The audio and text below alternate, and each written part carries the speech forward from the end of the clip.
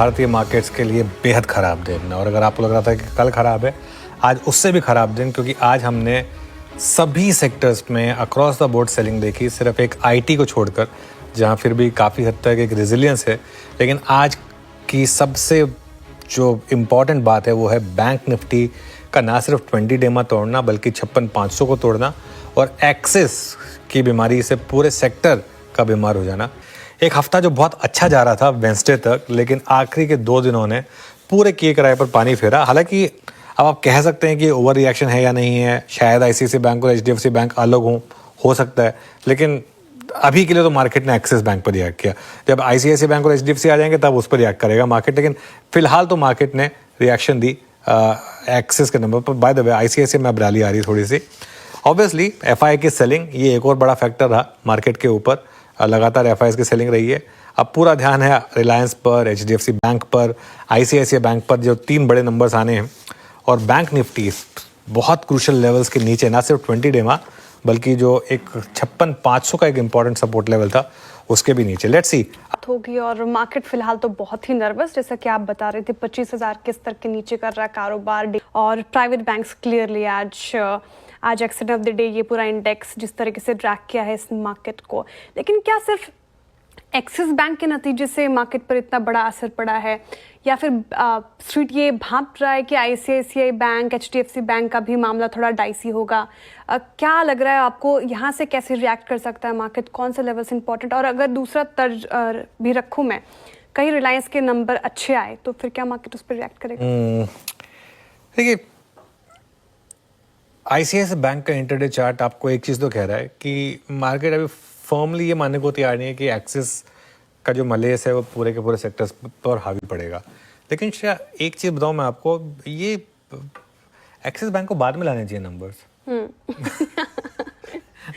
वैसी back venture है, पूरे मार्केट का मूड माहौल ख़राब कर देता है। ये पहली बार नहीं हुआ है, कितनी बार हुआ है। हमने लगातार बात की है इस बारे में। ये आ जाने देता आईसीआईसीआई बैंक और एचडीएफसी बैंक के नंबर, उसके बाद ले आते, कम से कम थोड़ा सा ब्लो तो सॉफ्टन हो जाता है। लेकिन जो एक्सिस बैंक के नंबर से उनमें एक चीज़ तो दिख रही है कि इकोनॉमी में ब्रॉड बेस्ड रिकवरी नहीं है। वरना एक्सिस भी छोटा बैंक तो नहीं है तो एक्सिस भी बहुत बड़ा बैंक। तो उसको अगर इतने ख़राब नंबर लेकर आ रहा है तो ऑब्वियसली मार्केट को कहीं ना कहीं रिस्क लग रहा है। और इतने ख़राब नंबर्स के जिससे ज़्यादा इंपॉर्टेंट चीज़ है, सुबह कितनी बात हुई वैल्यूएशन कंफर्ट है, बहुत लोगों ने कहा वैल्यूएशन कंफर्ट है, पोजीशन में है, सब कुछ है, उसके बावजूद स्टॉक गिरा है। देखिए, निफ्टी को 24,900 बचाना होगा। अगर आपने 24,900 नहीं बचाया श्रेया तो 24,750 तक, उसके बाद कोई बड़ा सपोर्ट नहीं है मार्केट पर। और आज अभी के लिए 24,900 बचा रहे हैं, और ऊपरी लेवल पर 25,050 से लेकर 25,100 ये एक रेजिस्टेंस होगा। लेकिन मेरी नज़र रहेगी बैंक निफ्टी पर, क्योंकि बैंक निफ्टी में अब 56,000 बड़ा सपोर्ट है, और अगर 56,000 के नीचे आप फिसले तो जोखिम बढ़ेगा। मैं अभी लेवल की बात नहीं करना चाहता, लेकिन मेरा पर्सनल मानना यह है कि आज बैंक निफ्टी में ओवर रिएक्शन है। बैंक निफ्टी में आज ओवर रिएक्शन है, जो भी है, जिस भी वजह से है। अगर एचडीएफसी बैंक और आईसीआईसीआई बैंक के नंबर्स अच्छे आए तो इक्वली फास्ट रिकवरी पॉसिबल हो सकता है, इससे ज़्यादा स्ट्रॉन्ग रिकवरी भी आ जाए अगर दोनों नंबर्स अच्छे आ गए तो। बाकी तो खैर मंडे बताएगा, मंडे तक वेट करेंगे। इसलिए हम आज सुबह बात भी कर रहे थे कि अर्निंग सीजन के हिसाब से सबसे इंपॉर्टेंट 24 घंटे जिस पर हम स्टे डाउन कर रहे हैं। बीरू, अनुज, अब यहाँ पे बात क्या करें, मतलब आईटी ने काफ़ी डैमेज किया था, आज एक्सिस बैंक ने डैमेज किया। मतलब ये बाजार की पोजीशनिंग अब अगर यहीं पे क्लोज हो जाए, हम मान लीजिए 24,950 पे, ये क्लोज कैसा होगा गिवन द फैक्ट जिस प्रकार के नंबर्स एक्सिस बैंक ने दिए, या फिर जिस प्रकार के नंबर्स आईटी के हैं अब तक, या यहाँ से कितना डाउन साइड और लग रहा है आपको अगर खराब थोड़े से नंबर और हुए वीकेंड पे? तो देखिए, आज सुबह मैं एक बात कह रहा था कि विनर टेक्स ऑल है। या तो ये मार्केट 25,750 तक जाएगा या 24,750 तक जाएगा। उस समय मुझे सुबह ये नहीं पता था कि हम इतनी जल्दी 24,750 की तरफ बढ़ चलेंगे। 24,900 950 वो लक्ष्मण रेखा है, उसके नीचे वो फिबोनाची रिट्रेसमेंट के हिसाब से अगर आप देखेंगे तो हम फिर 24,750 वो वहाँ तक की जगह ओपन हो जाएगी। लेकिन पता क्या ना वीरू, ये मार्केट में ना सेंटिमेंट इतनी तेज़ी से बदलता है ना, ट्रस्ट मी, एक अच्छा नंबर चाहिए इस मार्केट को मंडे को पूरा का पूरा सेंटिमेंट वापस सुधारने में। आज हम सिर्फ एक खराब नंबर पर रिएक्ट कर रहे हैं ना, लेकिन एक अच्छा नंबर आ गया तो मंडे को, तो लेट्स सी। मैं अभी बहुत ज़्यादा, जैसे कहते हैं कि इस मार्केट को ब्रेक डाउन वाली मार्केट अभी भी नहीं मानूंगा। लेट्स सी मंडे को, हाँ मंडे को अगर मार्केट नहीं सुधरा और अगर आपने ये लेवल तोड़ दिया 24,900 डिसाइसिवली, तब ये मानना होगा कि नहीं अब मार्केट वीक हो गया। श्रेया, गुड आफ्टरनून, आगे बढ़ते हैं शो में। जी आगे बढ़ते हैं। हालांकि आपने थोड़ा सा जिक्र किया, लेकिन मैं डिटेल में जानना चाहूंगी, एक्सिस बैंक ने जिस तरीके से रायता फैलाया है आज, क्या समेट सकता है एचडीएफसी और आईसीआईसीआई बैंक के रिजल्ट्स? थोड़ा हाइपोथेटिकल सिचुएशन हो गया, फिर भी अगर अच्छा आए तो। रायता तो फैलाया है, काफी फैलाया और एक्सिस ने, और इंटरेस्टिंग बात ये कि पहली बार नहीं फैलाया, और हर बार वो जैसे मतलब एक करता कोई है, उसके बाद उसको सुधारने का काम कोई और करता है, तो जिम्मेदारी तो फिर आईसीआईसीआई और एचडीएफसी बैंक की ही है। मेरे ख्याल से आईसीआईसीआई बैंक इन पर्टिकुलर साइंस दिखा रहा है कि ये स्टॉक अभी गिरने को तैयार नहीं है, तो एटलीस्ट एक तो आपके पास बचाव का वो है, एक तो राहुल द्रविड़ है आपके पास। बाकी एचडीएफसी बैंक भी देख लेते हैं, वो पता चल जाएगा। एचडीएफसी बैंक के जो क्वार्टरली अपडेट्स आए थे, उनको देखकर लगता तो नहीं है कि एचडीएफसी बैंक डिसअपॉइंट करेगा। स्टॉक प्राइस थोड़ा सा वीक रहा है आज जरूर। कई बार ना क्या होता है श्रेया, ये कई बार थोड़ा सा मूव्स जो होते हैं ना, ये थोड़े से फेक ब्रेकडाउन भी होते हैं। कई बार सब निकल जाएंगे लॉन्ग पोजीशन से, उसके बाद हो सकता है मार्केट रैली कर दे, ये भी पॉसिबल है। मंडे को पता चल जाएगा, तो बहुत ज़्यादा वेट करने की जरूरत है अभी नहीं। ठीक है, सोमवार का इंतजार। चलिए अब उस पर फोकस करते। कल अमेरिका में सर क्या कुछ हुआ, ये जो एकदम तूफानी तेजी, रिकॉर्ड तोड़ तेजी बनी हुई है, जरा समझाएं क्या कुछ देखने को मिला। जो कुछ हुआ है अमेरिका में, प्योरली उनका अपना खुद का खाली इंटरनल वाला मामला है, एक्सटर्नल कुछ भी नहीं, इसलिए हमें बहुत ज्यादा उछल कूद करने की कुछ जरूरत नहीं है।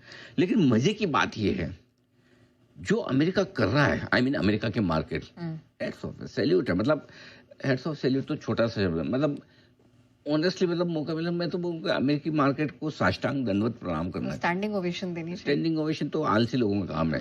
असली सम्मान तो साष्टांग दंडवत से आता है कि पूरा नीचे झुक कर, असली सम्मान तो वही है, बराबर है। इसलिए हमारे हिंदुस्तान की परंपरा में साष्टांग दंडवत को सबसे बड़ा वो माना गया है। क्यों देना चाहिए? सोचो लाइफ हाइक कब और कैसे बना रहे हैं। हमारे पास मोदी जी हम नहीं बना पा रहे हैं, उनके पास ट्रंप पे फिर भी बना रहे हैं, ठीक है। इसके अलावा टैरिफ वॉर को लेकर पूरी दुनिया डरी और सबसे ज्यादा चिंता अमेरिका की थी। करेक्ट।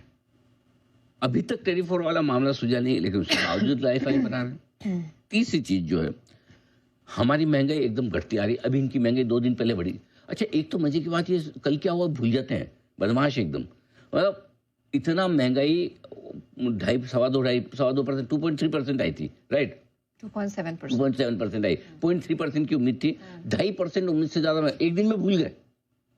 इतनी बड़ी हुई महंगाई जो कि उम्मीद से बहुत ज्यादा, फिर भी उन्हें फर्क नहीं पड़ा। इस वक्त जो बिजनेस पॉलिसीज अमेरिका में है वो सबसे खतरनाक है। किसी को कुछ नहीं पता क्या होने वाला है, फिर भी मस्त है। तो इतने सारे नेगेटिव होने के बावजूद हाई बना रहे हैं, कुछ तो अलग ही चल रहा है और गजब का चल रहा है।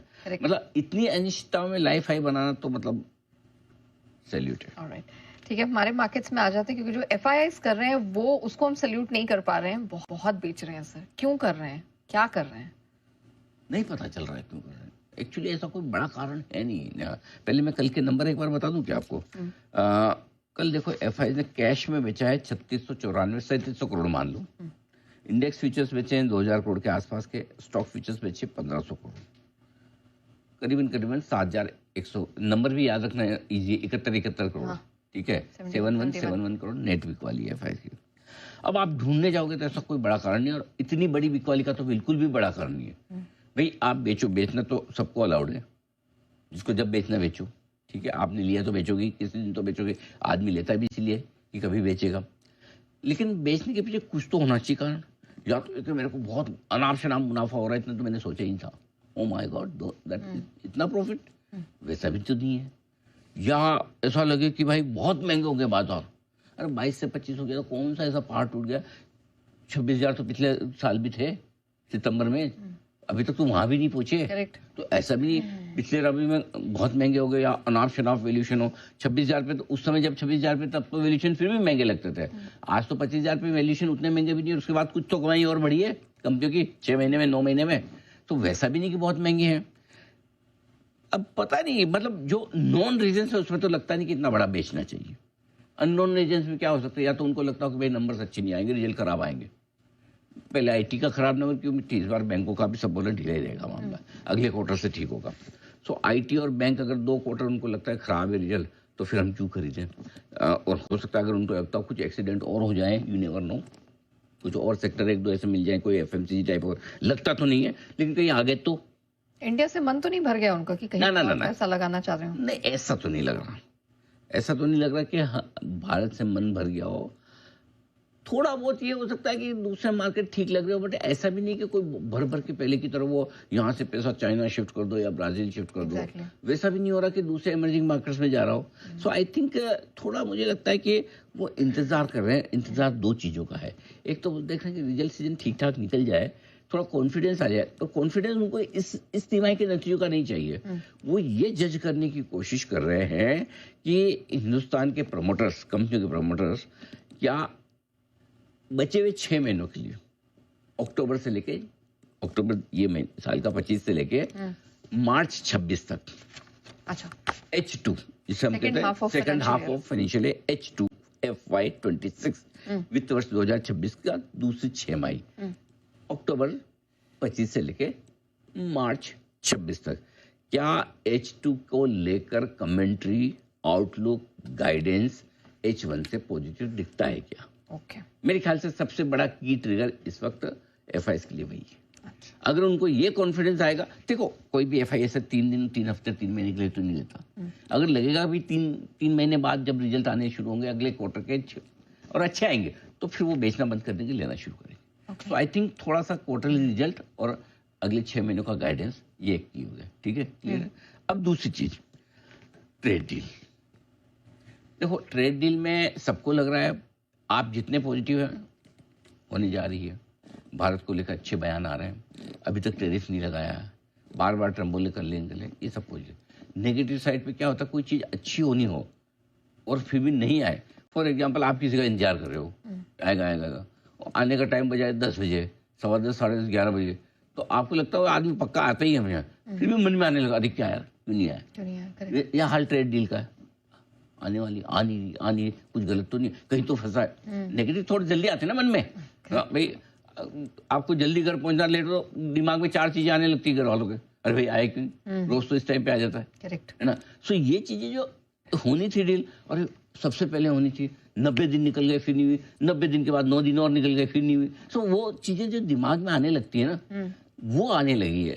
तो जब तक ट्रेड डील ना निकले तब तक एक तलवार लटकी हुई है, कैसी होगी, कितनी रेट्स लगेंगी, टैरिफ कितना होगा, किस किस पे होगा, ट्रम्प कुछ ऐसा तो वैसा तो नहीं बोल देंगे, डील करके उनका भरोसा नहीं, भाई डील करके ऐसा बताया, एहसान कर रहा हूँ, तुमको छोड़ दिया मैंने, वो भी हमें अच्छा नहीं लगेगा, आत्मसम्मान को ठेस, है ना, उस तरह की चीजें। तो क्या जब तक ट्रेड डील ये जब तक ना निपटे ना, तब तक एफआईएस का मूड